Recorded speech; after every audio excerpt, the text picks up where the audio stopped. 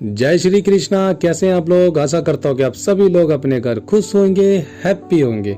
आज हम आप लोगों में फिर से एक महत्वपूर्ण जानकारी ये लेके आए हैं कि जब भी आप रात को सो रहे होते हो, या वो रात हो या वो दिन हो या सुबह हो, सोते समय आपको मलिन सपने क्यों आते हैं? मलिन सपने बोले तो गंदे सपने क्यों आते हैं? यानी कि जैसे कि आपके साथ कुछ गलत हो रहा हो, यानी कि आपके साथ संभोग हो रहा हो या कुछ ऐसी चीजें हो रही हो जो नहीं होनी चाहिए।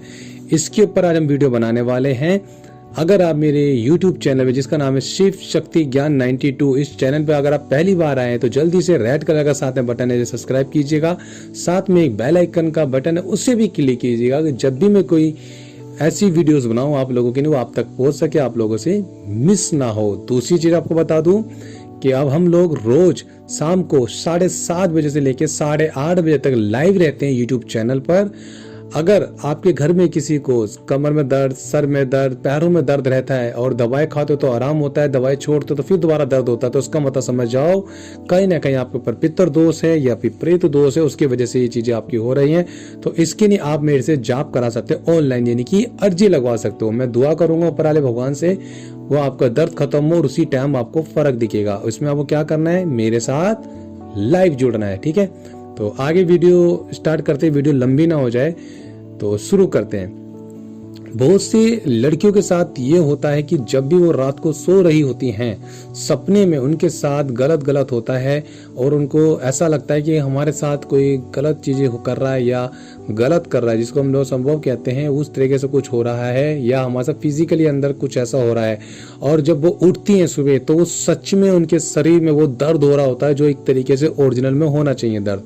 तो वो लेडीज वही सोचती है कि हो क्यों रहा है, ये क्या नेगेटिव चीजें हमारे साथ ऐसे क्या आ रहा है। और ये एक बार दो बार नहीं, महीनों सालों तक होता है और रोज रोज होता है और कई कई बार हो जाता है। तो इसका मतलब ये है कि आपके शरीर में कहीं ना कहीं प्रेत बैठा हुआ है, जो कि आपके साथ गलत चीजें कर रहा है। और ये प्रेत जो होते हैं हर किसी पे हाजिरी बन के आते हैं, किसी पे ये साइलेंट प्रेत होते हैं, यानी कि हाजिरी बन के नहीं आएंगे, आपके शरीर के अंदर ही रहेंगे और आपके साथ हर चीज वो करेंगे जो एक हस्बैंड वाइफ के अंदर होता है। आप समझ पा रहे हो, मैं खुल के नहीं बोलना चाहता। तो इस तरीके से चीजें होती हैं। इनसे बचने का तरीका मैं आपको बताने वाला हूँ, उपाय बताने वाला हूँ और हम क्या कर सकते हैं इसके बारे में बता रहा हूँ। आज आप ध्यान से सुनना, वीडियो थोड़ी सी लंबी हो सकती है बट काम की होगी। तो इस तरीके से आप लोगों के साथ ये चीजें होती हैं और जो नेगेटिव ऊर्जा होती है आपके शरीर के साथ खिलवाड़ करती है, आपके साथ गलत काम करती है। क्यों करती है? क्योंकि कहीं ना कहीं आपकी ये गलतियां होती है कि आप अपने परिवारों से ये बातें शेयर नहीं करते हो। आपको लगता है कि किसी को बताएंगे परिवार में तो कोई शेयर शायद विश्वास ही ना करे।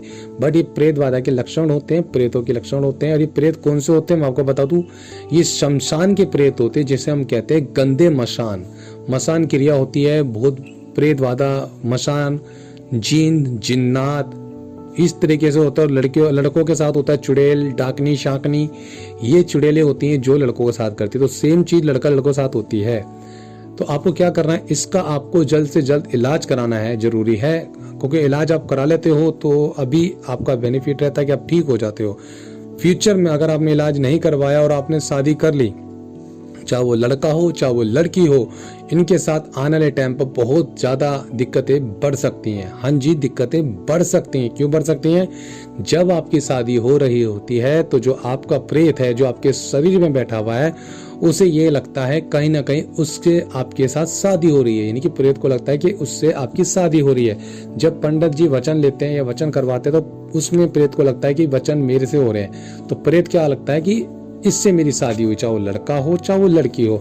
उसके बाद ये इतने मजबूत हो जाते हैं, ये इतने ताकतवर हो जाते हैं, फिर इनको हटाना बहुत मुश्किल हो जाता है। हाँ जी, इन्हें हटाना बहुत मुश्किल हो जाता है, चाहे वो लड़का हो या लड़की हो। तो फिर क्या होता है कि प्रेत फिर आपके साथ फिजिकली करते हैं, सब कुछ करते हो। दर्द इतना होता है जैसे सच में आपके साथ सब कुछ हो रहा हो। शरीर टूटता है, पूरा शरीर में जान खत्म हो जाती है, कमजोरी आ जाती है, वीकनेस आ जाती है। ये हकीकत है, ये सब चीजें होती हैं। अगर आपको लग रहा है कि आपके साथ ऐसी कुछ नेगेटिव ऊर्जा है तो सबसे पहले आप एक अच्छे साधक को ढूंढें, क्योंकि जब ऐसी चीजें होना शुरू हो जाती है तो आगे जाके आपको जो बच्चे वगैरह होते हैं तो उसमें भी दिक्कतें आपको आएंगी। कहीं ना कहीं आपके बच्चों को ये खा जाएंगे, बच्चे होने नहीं देंगे, आपके साथ गलत होता ही रहेगा और आपके साथ क्रिया चलती रहेंगी इनकी। तो आपको क्या करना है, आपको एक अच्छा साधक ढूंढना है, जो बहुत अच्छा भगत हो, बहुत अच्छा साधक हो, जिसपे देवी देवताओं की ऊर्जा हो, देवी देवताओं की शक्ति हो, वो आपके ऊपर उतारा करेगा। हाँ जी, जितना ज़्यादा वो उतारा करेगा, आप पे जप करेगा तो आपकी चीज़ें कटना शुरू होगी। उसके बाद आपको वो अपना एक गुरु मंत्र देगा। हो सकता है वो कोई देवता की शक्ति बताए पूजा करने की, या देवी की पूजा करने की बताए, फिर उस तरीके से आपको चलना पड़ेगा। अगर आप चाहते हो कि आपको ठीक होना है तो आपको वो पूजा पाठ करना जरूरी है। बहुत से लोग क्या करते हैं, जब उन पर चीज़ें हट जाती है तो वो पूजा पाठ छोड़ देते हैं। उसके बाद वो जो नेगेटिव ऊर्जा हटी थी, जो गुरु ने तुम्हारे या किसी भगत ने वो चीज हटा दी, वो तो हट गई, बट आपके शरीर में कहीं ना कहीं खाली जगह रहती है। यानी कि शॉर्टकट में बता दूं, किसी की जमीन का अगर कोई वारिस नहीं है या कोई उसका मालिक नहीं, तो हर कोई उस पर कब्जा करेगा। ऐसे ही हमारा शरीर होता है। यानी कि हमारे शरीर पे अगर हम देवी देवता को नहीं पूछते हैं, भगवानों को नहीं पूछते हैं, तो एक तरीके से हमारा शरीर जो होता है वो एक तरह से कोई ओनर नहीं है, उस पर किसी की कृपा नहीं है, तो क्या होगा, प्रेत आगे उस पर कब्जा करेगा, और डेफिनेटली कब्जा करेगा और आपको छुड़ाना बहुत मुश्किल हो जाता है।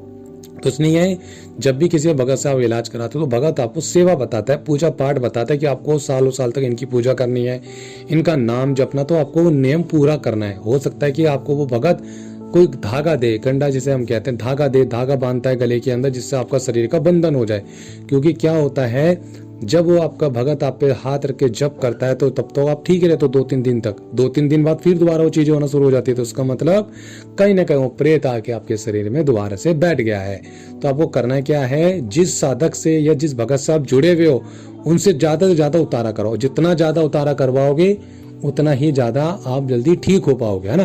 तो आपको क्या करना है, ज्यादा ज्यादा उतारा आपको करवाना अपने ऊपर। उतारा वो आपका जो गुरु होगा वही उतारा करेगा।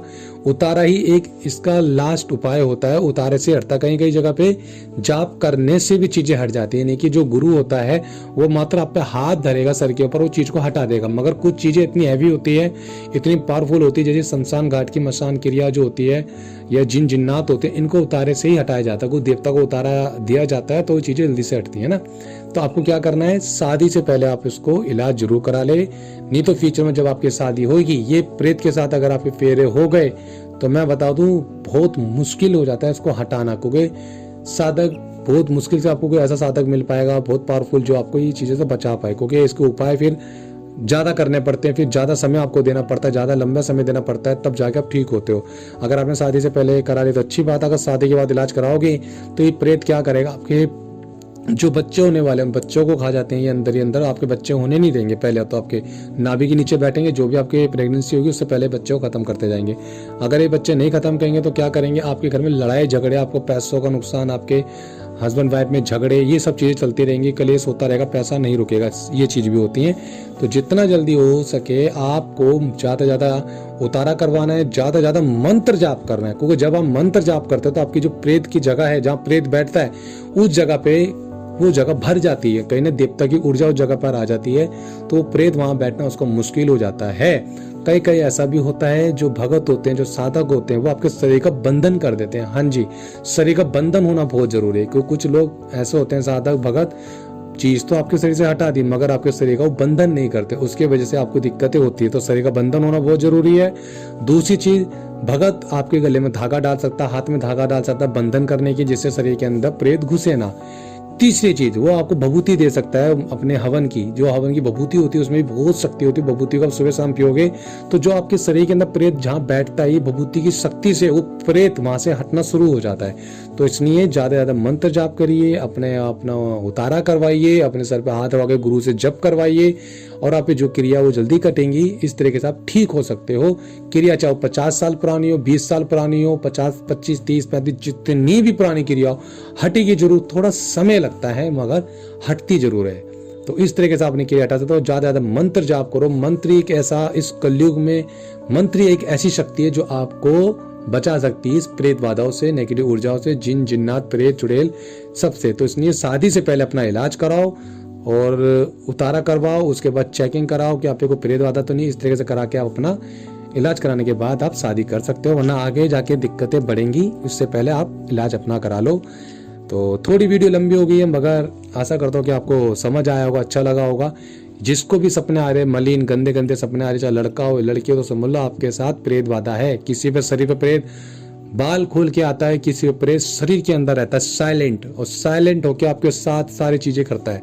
कहीं ना कहीं देखा गया है कि जो साइलेंट प्रेत होते हैं आपके लीवर, किडनी आपके शरीर के अंदर बीमारियां पैदा कर देते हैं, कैंसर जैसी, शुगर जैसी, घुटने खत्म कर देते हैं। ये प्रेत बाधा की लक्षण है। इसलिए ज़्यादा से ज़्यादा अपना जप कराओ, ज़्यादा ज़्यादा अपना उतारा करवाओ, अपना जप कराओ, अपने गुरु से अपना हाथ रवाओ और मंत्र का जाप ज़्यादा जाप करो। मंदिरों में जाओ, मंदिर में बैठ के जप करो, इन चीज़ों से मुक्ति पाओ।